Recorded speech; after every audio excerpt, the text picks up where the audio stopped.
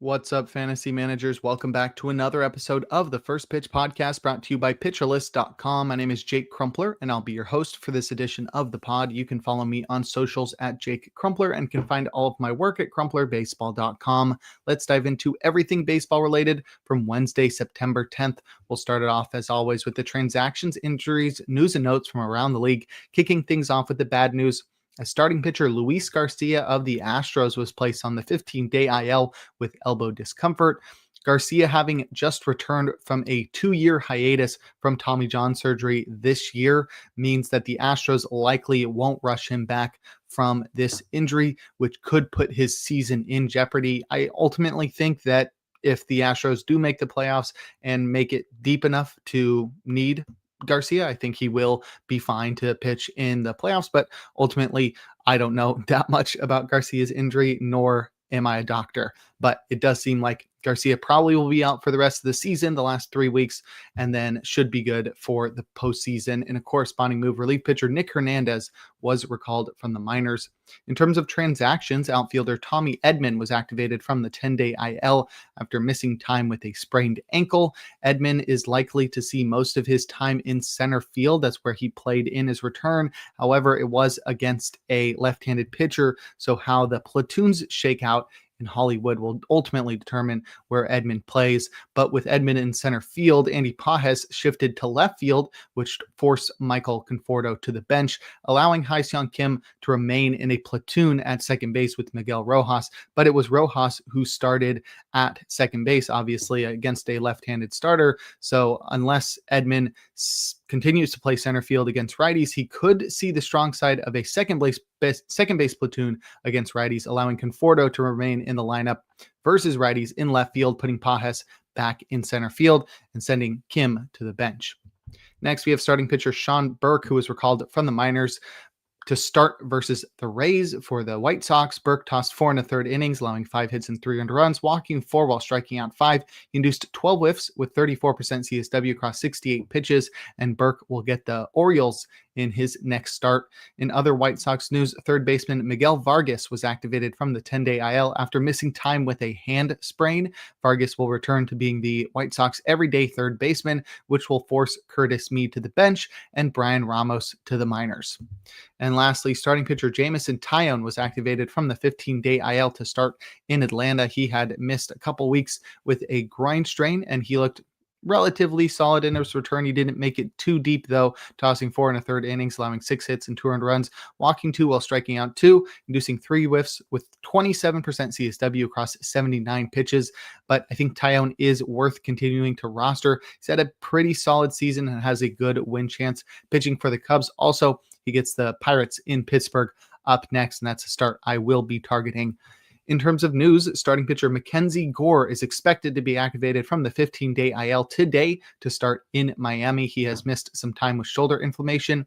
I would be wary of starting Gore. However, he does get a pretty cushy matchup in his return. So if I'm looking for a stream or have him on my IL and I'm expecting to activate him today, then I don't think I'd be too afraid of this start. Lastly, outfielder Tyler O'Neill is expected to be activated from the 10-day IL tomorrow after missing time with wrist inflammation. O'Neill should take over in right field for the Orioles, which will shift and adjust the roles for Jeremiah Jackson, Dylan Beavers, and Dylan Carlson. Jackson likely to see the most playing time with his ability to play in the infield. Now we can take a look at our notable performances from Wednesday, a day in which we had a full slate of 15 games. We'll start it off with our hitters, leading off with shortstop Carlos Correa, who helped the Astros to win in Toronto, going 2 for 4 with a run, a home run, and an RBI. It was his 13th homer of the year, and it traveled 393 feet at 110 miles per hour. Correa has had a very interesting career and a deadline trade, sending him back to the Astros midway through a $200 million contract. Not only adds to that, but totally fits the weirdness of his MLB tenure. On the field, Correa hasn't been at his best, but he's turned things around since returning to Houston. After hitting .267 with 7 homers and a 96 WRC plus in Minnesota, Correa has batted .297 with a WRC plus north of 120 and just 1 less homer than he had with the Twins in less than half as many games. StatCast supports Correa's improvements as well, as he's seen a 3% increase in his barrel rate up to 9%, while also improving his xWOBA by 30 points. Correa is obviously worth rostering in standard leagues, and in concert with last year's career best 155 WRC plus, he's also proven that he's not washed out just yet. He just needs to stay healthy, and he will be a top 10 shortstop or third baseman moving forward. And lastly, second baseman Xavier Edwards helped the Marlins to win in our nation's capital, going through, or it was in Miami, but versus the Nationals. Edwards went 3 for 5 with 3 runs, a home run, and 3 runs batted in. It was his third homer of the year, and it traveled 342 feet at 101 miles per hour.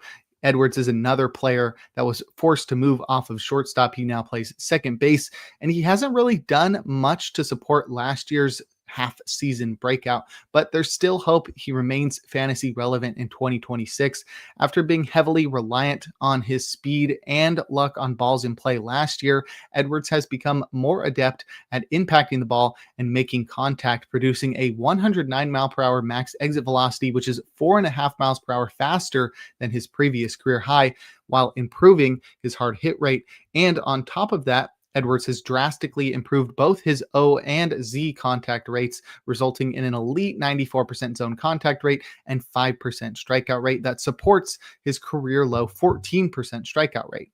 If Edwards can lean into the elite contact ability he has shown, as well as continuing to be a rabbit on the base pass, he can be a 3-category contributor atop the Marlins lineup next year. But if you'd like a breakdown of other notable hitting performances from Wednesday, check out the daily Batters Box article over on PitcherList.com.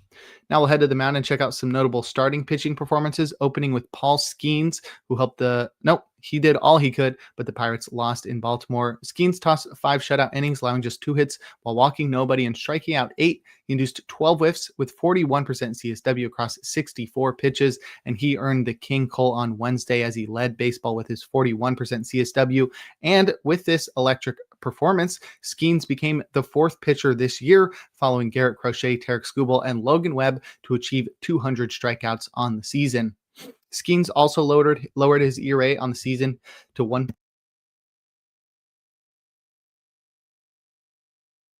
Whoa, I just sneezed mid-podcast. Never have that happen before. Nonetheless, we continue. So Skenes achieved 200 strikeouts for the first time in his career, and he also lowered his season ERA to 1.92, which is the best mark in the majors. Skenes' heater was his main weapon as usual, inducing 6 whiffs and 46% CSW as he located it up in the zone, and great precision on his splitter at the bottom of the zone gave Skenes a reliable secondary strike pitch as it returned 77% strikes and 31% CSW. Skenes primarily threw a sweeper versus righties to the tune of 4 whiffs and 55% CSW, and had a little help from a changeup, curveball, and sinker.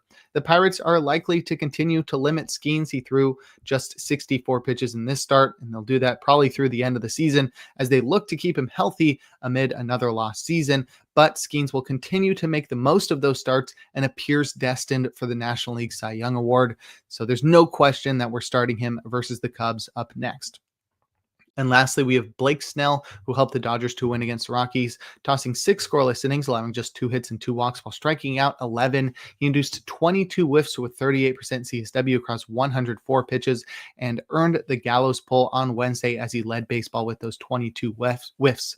Snell looked a lot better than he has all year in taking advantage of the lowly Rockies lineup outside of Coors. He faced exclusively righties in this one and displayed exceptional pitch separation with his signature Blake Snell blueprint, spotting heaters upstairs and curveballs low, but it was the precise locations of his changeups low and arm side that really allowed Snell to take off. The slow ball led the way with 9 whiffs and 48% CSW, while fastballs and curveballs weren't overshadowed, combining for 13 whiffs and 36% CSW.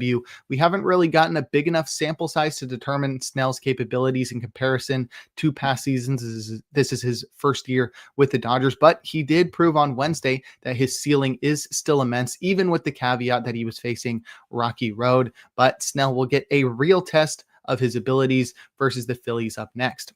But if you like a breakdown of every single start from Wednesday, give the Plus Pitch podcast a listen and check out Nick's daily SP roundup over on pitcherlist.com. Now we'll head to the bullpen and check out the relievers that got saves and the closers that pitched outside of save situations or blew their saves, starting with the former. Phil Maton got the final 2 outs to record his 4th save of the season. Sean Armstrong recorded 4 outs across the 8th and the 9th, so he was used as a high leverage arm in that one. Kenley Jansen pitched a perfect 9th for his 27th save. Carlos Estevez recorded his MLB leading 39th save with a perfect 9th.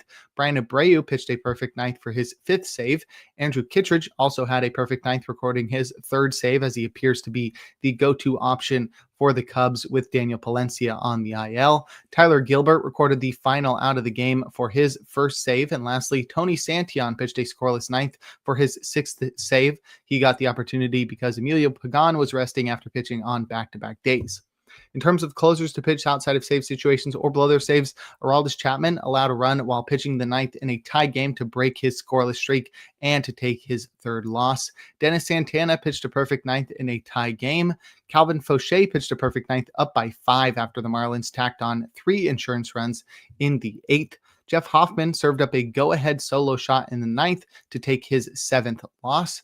Raisel Iglesias pitched a scoreless 9th, trailing by 1. And lastly, Jojo Romero allowed 4 runs across the 8th and 9th. With the score tied, the Mariners would go on to lose to the Cardinals in 13 innings, which means Jojo Romero helped the Cardinals to win there. But if you'd like more information on relief pitchers, check out Rick Graham's weekly articles over on pitcherlist.com. And before I look forward to today's games, we're going to take a quick break. Now we'll look forward to Thursday, September 11th, a day in which we'll have just 9 games on the slate beginning at 1:05 p.m. Eastern time. So make sure you get your lineups set before then. My matchup of the day is Kevin Gausman versus Christian Javier. We got 2 guys that have shown glimpses in the past of being really good. Really depends on what they have on any given day. Gausman very heavily reliant on the success of his splitter. Javier got absolutely blown up by the Yankees last time out, and the Blue Jays lineup is not one that's really easy to get through. So both of these pitchers could have a difficult time with the lineups that they're facing, but they could also have a great matchup. And both of these teams are division leaders right now, so it should be a competitive matchup. In terms of probable starters, we've got 0 guys in the auto starts tier, and we've got 6 in the probably starts tier, and that's where we'll find our streamer of the day in Cade Povich versus the Pirates. Povich is pretty solid, still a young pitcher figuring things out, but he gets the Pirates, and that's one of the worst lineups in baseball, so he should be able to take advantage of that one. I'd also keep an eye out for Ian Seymour in Chicago against the White Sox. Seymour has shown to be pretty solid thus far with his signature changeup helping the Rays to some wins, but he will get the White Sox, which was a very lowly lineup in the beginning of the season, but Nick has dubbed them the Sly Sox as they've sneakily become a lineup to watch out for in some instances. But I think Seymour has the stuff to take down the White Sox on Thursday. In terms of hitter suggestions, I'll target Jose Altuve versus Kevin Gausman in Rogers Center. He's batted .357 with a homer and an 11.14 OPS in 14 at-bats against Gausman. I'd also target Bryce Harper versus David Peterson in Citizens Bank Park. Harper has batted .409 with a homer and a 10.71 OPS in 22 at-bats against Peterson. I'll also target Padres hitters versus McCade Brown and his 12.54 ERA in Petco Park. I'll also target Julio Rodriguez versus Jose Soriano in T-Mobile Park. Rodriguez has batted .500 with 2 homers and a 15.71 OPS in 12 at-bats against Soriano. And lastly, I'll target Taylor Ward versus Bryce Miller in T-Mobile Park. Ward has batted .333 with a homer and an 11.79 OPS in 12 at-bats against Miller. And now we'll close things out with our relievers to watch. Jeff Hoffman has pitched on back-to-back days, so expect Sir Anthony Dominguez to get a save for the Blue Jays on Thursday. Brian Abreu has pitched on back-to-back days, but so has Steven Okert, so we could see one of Brian King or Craig Kimbrell get a save opportunity for the Astros on Thursday. And lastly, Dennis Santana has pitched on back-to-back days and in 3 of the past 4, but so has Isaac Mattson. So really anybody's guess, but I'd say it's probably going to be Colin Holderman or Dory Moretta if a save opportunity presents itself in the 9th for the Pirates on Thursday. But that'll do it for today's episode of the First Pitch Podcast. Make sure to head on over to pitcherlist.com to check out all of the great articles and features we have on the site. Sign up for PL Plus or PL Pro to gain access to the Discord and to support the Pitcher List staff. You can follow me on socials at Jake Crumpler. Tune in live on YouTube tomorrow and every day for a new installment of the podcast. Trevor Hooth will be with you tomorrow and throughout the weekend, and make sure to enjoy the day as we are blessed with another day of baseball.